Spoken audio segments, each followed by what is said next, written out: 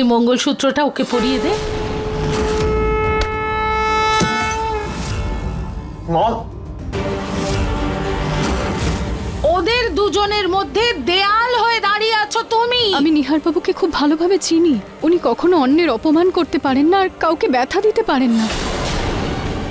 সেটা তো আমিও ভালো করে জানি যে আমার ছেলে এরকম করতেই পারে না, কিন্তু ও এরকমটা করছে।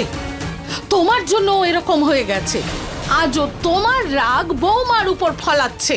আজও বৌমার হাত মুচড়ে দিয়েছে, হতে পারে কালই বেচারির গায়ে হাত তুলবে। আমি তোমার কাছে হাত জোর করছি, আমার ছেলে বৌমার বিবাহিত জীবনকে ছেড়ে দাও তুমি। ওদের জীবন এভাবে শেষ করার কারণ হয়েও না।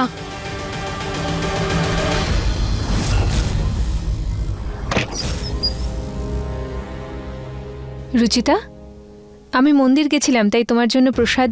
কি হলো রুচিতা, তুমি জিনিসপত্র গোছাচ্ছ কেন? বৌদি, যদি আমার জন্য কারোর সম্পর্কে দূরত্ব আসে তাহলে আমি সেটা সহ্য করতে পারবো না। তুমি কি নিহার আর আঁচলের কথা বলছো? হ্যাঁ, ওদের মধ্যে তো এমনিতেও কিছু নেই, শুধু নামেই বিয়ে হয়েছে।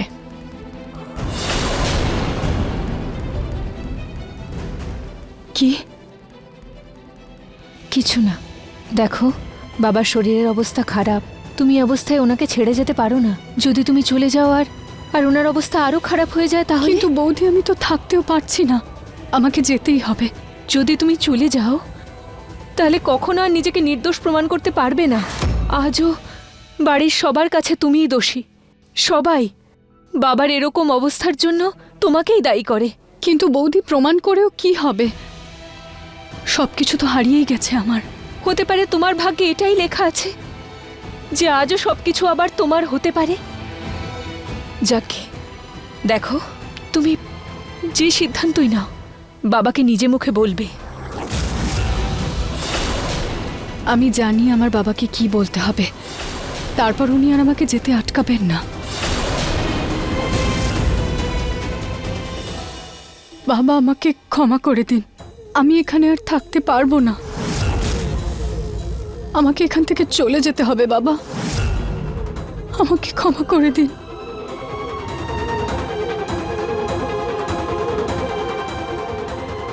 বাবা, আপনি প্লিজ আমার কথাটা বোঝার চেষ্টা করুন। ওই চেম্বারে কারেন্ট আমার কারণেই লেগেছিল। আপনার এই অবস্থা আমার জন্য হয়েছে। আমার এখানে থাকার কোনো অধিকার নেই বাবা, কোনো অধিকার নেই। প্লিজ আমাকে যেতে দিন বাবা, প্লিজ।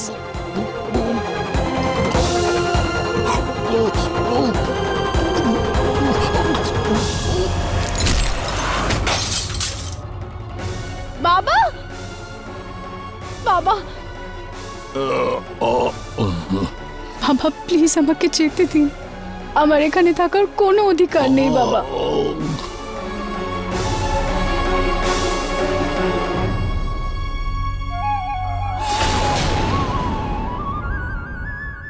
জল? হ্যাঁ, জ্বর?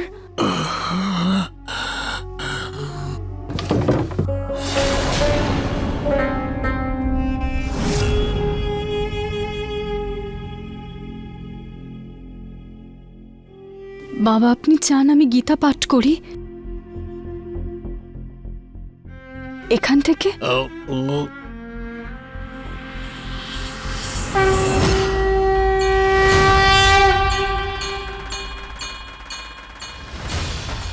नियतम कुरु कर्म त्वं कर्म जायो ये कर्मणा शरीर यात्रापि च ते न प्रसिद्ध्याय कर्मणा।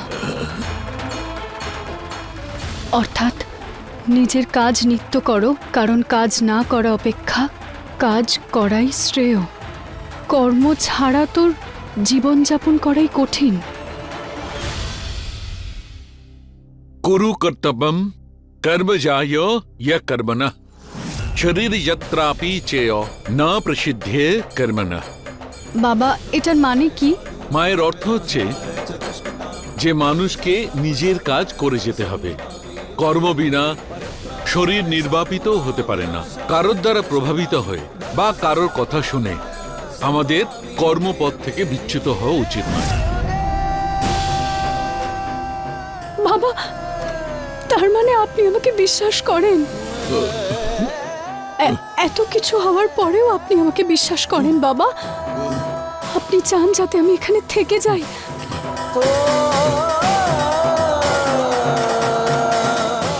এখন এখন সবাই আমার বিরুদ্ধে থাকলেও আপনি আমার সঙ্গে। এর থেকে বড় ব্যাপার আমার কাছে আর কিছুই হতে পারে না বাবা। কিন্তু তাও আমি এখানে থাকতে পারবো না। যদি আমার কাজের জন্য কারোর সমস্যা হচ্ছে, এই বাড়িতে অশান্তি হচ্ছে, তাহলে আমি এখানে থাকতে চাই না বাবা।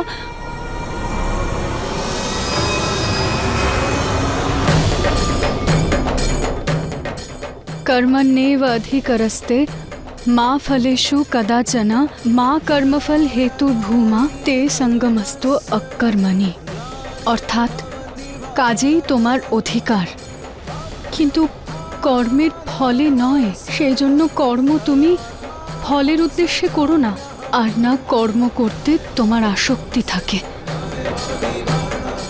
মা, গীতার এই পাঠ জীবন পথের জ্ঞান। অনেক মূল্যবান কথা আছে এই গীতাতে। যে পাপ করে তার থেকে বেশি পাপ করে যে সেই পাপ সহ্য করে। কখনো কোনো অন্যায় সহ্য করো না।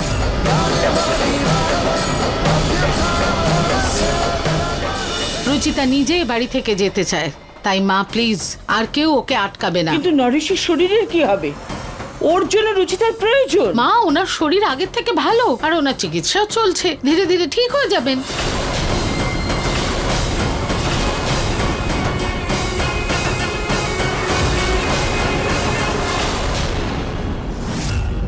অনেক সময় নিলে তুমি আসতে রুচিতা। আজ যখন এ বাড়ি থেকে চলেই যাচ্ছ, তাহলে ফিরে কখনো এই বাড়ির দিকে তাকিয়েও দেখো না।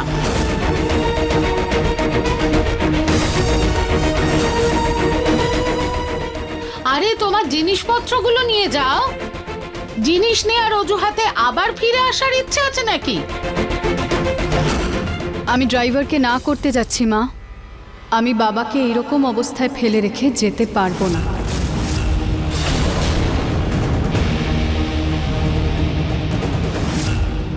আর তোমার জন্য নিহার আর ছোট বৌমার সম্পর্ক খারাপ হচ্ছে, সেটা নিয়ে তোমার কোনো চিন্তা নেই? এখন আমার শুধু বাবার শরীর নিয়েই চিন্তা, আর সেটা যখন ঠিক হয়ে যাবে তখন আমি এই বাড়ি ছেড়ে চলে যাব। এই যে তুমি ওনার নামে নিহার আর ছোট বৌমার জীবনে বিষ ঢালার চেষ্টা করছো না রুচিতা, কোনোদিন তোমার ভালো হবে না। আমার তো সবকিছু অনেক আগেই হারিয়ে গেছে মা। শেষ হওয়ার আর আছেই কি আমার কাছে? কিন্তু তাও আমি নিহারবাবুর সাথে কথা বলবো।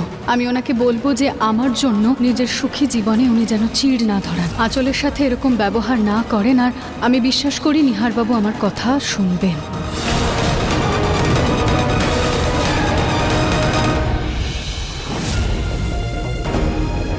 আরে তুমি বাইরে ক্যাব কার দাঁড়িয়ে রয়েছে?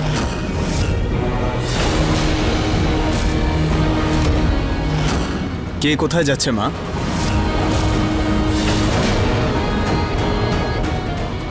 রুচিতা, তুমি কোথাও যাচ্ছ নাকি?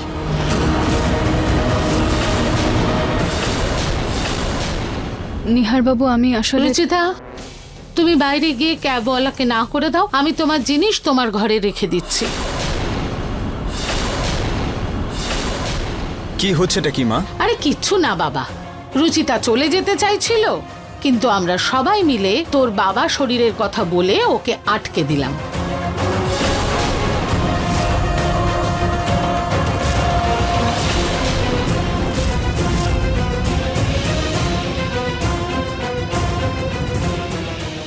Thank you.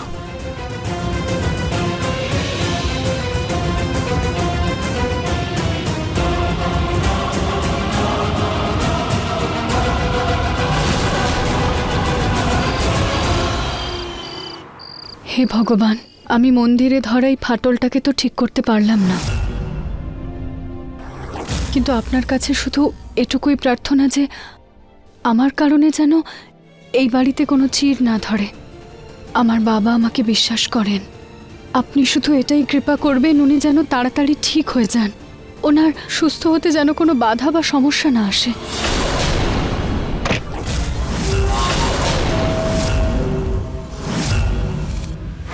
বাবা সুস্থ হলেই আমি এই বাড়ি ছেড়ে সারা জীবনের জন্য চলে যাব। নিহার বাবুর জীবন থেকে চলে যাব, যাতে যাতে নিহার বাবু আর আঁচল শান্তিতে থাকতে পারে।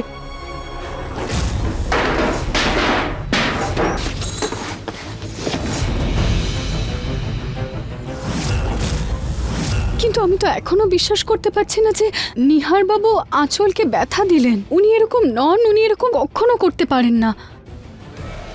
কিন্তু আঁচলই বা কেন মিথ্যে কথা বলবে? আমি তোমাকে ঘৃণা করি রুচিতা, ভীষণ ঘৃণা করি আমি তোমাকে। কত চেষ্টা করেছি তোমায় এই বাড়ি থেকে আর ওনার জীবন থেকে সরিয়ে দেওয়ার জন্য, কিন্তু তুমি তো খাটের ওপর বসে ছারপোকার মতো রক্ত শুষে নিচ্ছ। এত জেদি হয়ে গেছো যে ছারপোকাও তোমার কোনো ক্ষতি করতে পারলো না।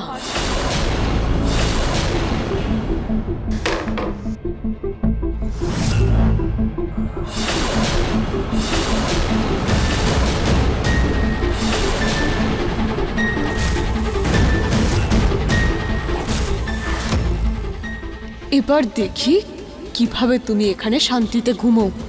এই ছারপোকায় তোমাকে এই বাড়ি থেকে বের করবে।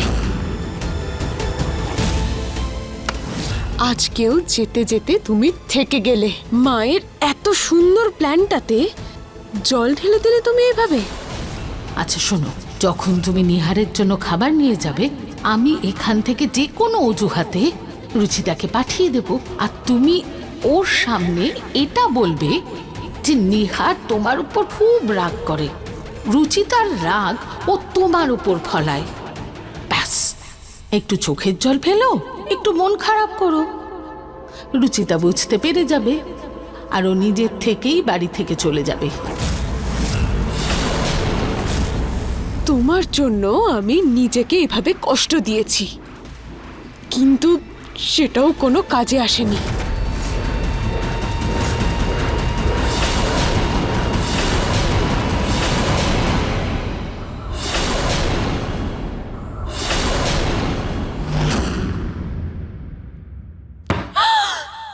এটা কি করলেন আপনি? শুনুন, আমার কথাটা শুনুন। কি করছেন আপনি?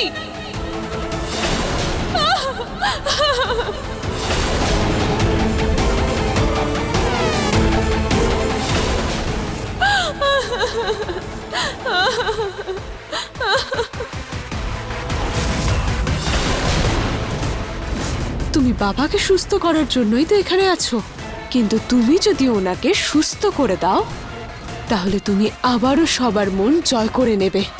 আজও বৌমার হাত মুচড়ে দিয়েছে, হতে পারে কালি বেচারির গায়ে হাত তুলবে। বিশেষ করে আমার স্বামীর মন, আর আমি সেটা কখনো হতে দেব না। এই পরিবার আর আমার স্বামী এখন থেকে আমার, আর শুধু আমারই থাকবে। আমি এই বাড়িতে তোমায় আর আসতে দেব না।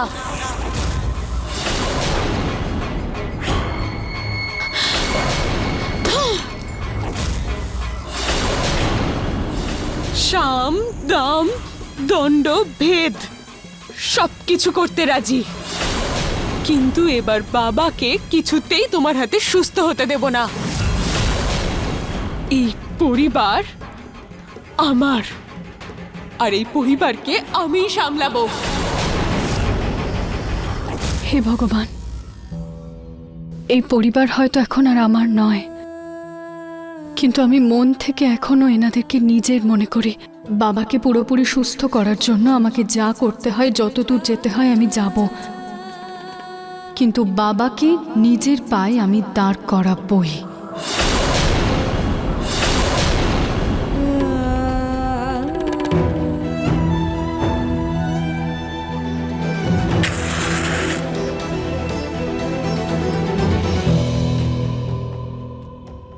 এই অখণ্ড প্রদীপটা আমি বাবার সুস্থতা কামনা করে জ্বালালাম ভগবান, আর যতক্ষণ বাবা সুস্থ না হয়ে যান আমি এই প্রদীপটা নিভে যেতে দেব না।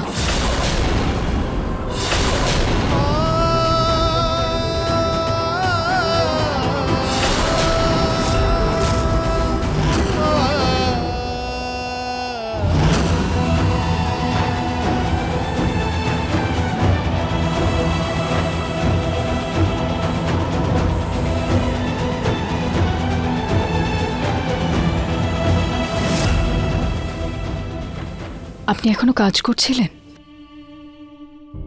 যখন থেকে এসেছি নিহারবাবুকে সবসময় কাজ নিয়েই ব্যস্ত দেখছি। আমি জানলা বন্ধ করে দিচ্ছি।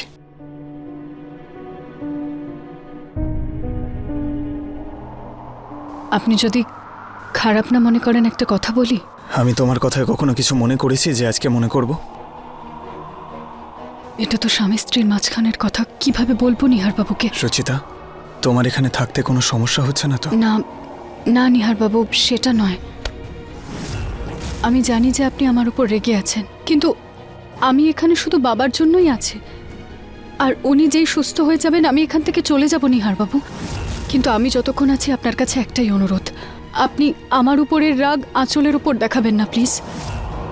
আমার জন্য আপনি নিজের বিবাহিত জীবন নষ্ট করবেন না। তুমি এখানে থাকলেও আমাদের সম্পর্কে কিচ্ছু এসে যাবে না, সেজন্য প্লিজ নিজেকে ব্লেম করো না। যে সম্পর্কটা নেই সেটা তুমি কি করে নষ্ট করবে? কিন্তু আজকে আঁচলের সাথে আপনি যেভাবে কথা বলেছেন, যেমন ব্যবহার করেছেন, পরিষ্কার করে বলো কি বলতে চাইছো তুমি? আজকে আপনি আঁচলের উপর হাত।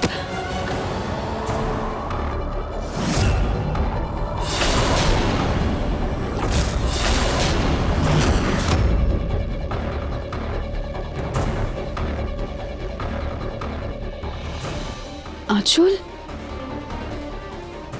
ও কি ঘুমের মধ্যে হাঁটে? না তো, মানে জানি না। আপনি নিজের স্ত্রীর সম্পর্কে এতটুকুও জানেন না? আমি আমার স্ত্রীর ব্যাপারে সবকিছু জানি। আমি ওকে রুমে নিয়ে যাচ্ছি।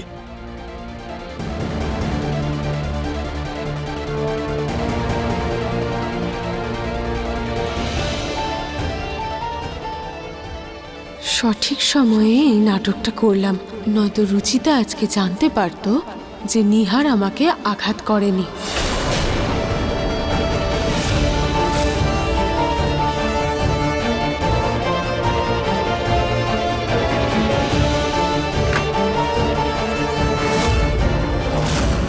এই রক্তটা এখানে কিভাবে?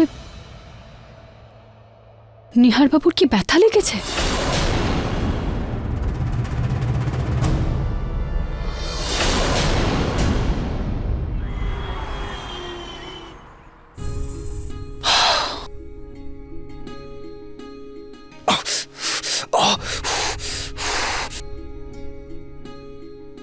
নিহার দাদা, এটা প্রলেপ আর ব্যান্ডেজ, লাগিয়ে নিন।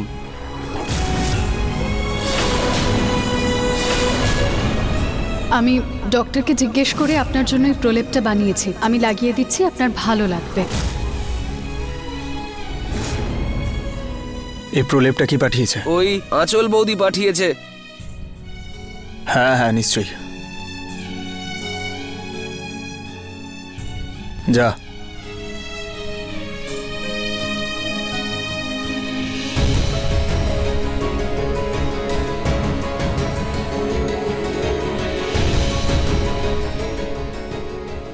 সুচিতা, তোমার কি মনে হয় তুমি আমার জন্য প্রলেপ পাঠাবে আর আমি জানতেও পারবো না?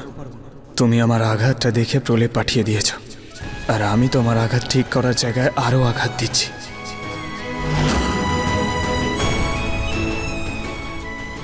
আমি আঁচলের নাম করে প্রলেপটা তো পাঠিয়েছি। এবার শুধু ভগবানের কৃপায় নিহারবাবু আর আঁচলের মধ্যে সব যেন ঠিক হয়ে যায়।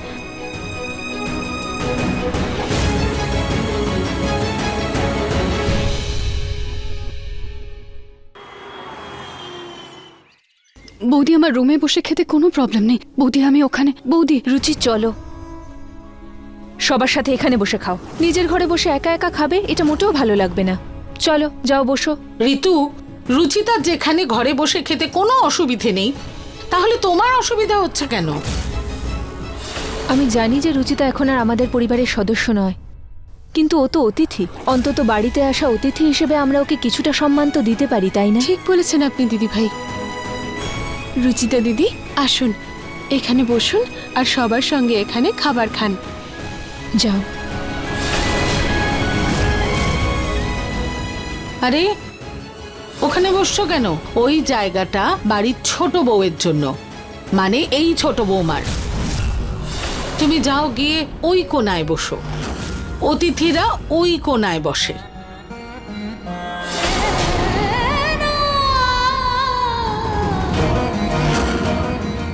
বৌমা যাও, তুমিও গিয়ে নিচের জায়গায় বসো, নিহার এক্ষুনি আসবে, সবাই একসঙ্গে খাবো।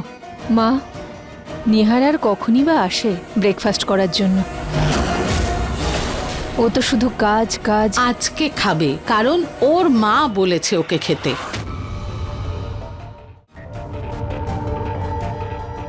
ওই যে এসে গেছে আমার ছেলে।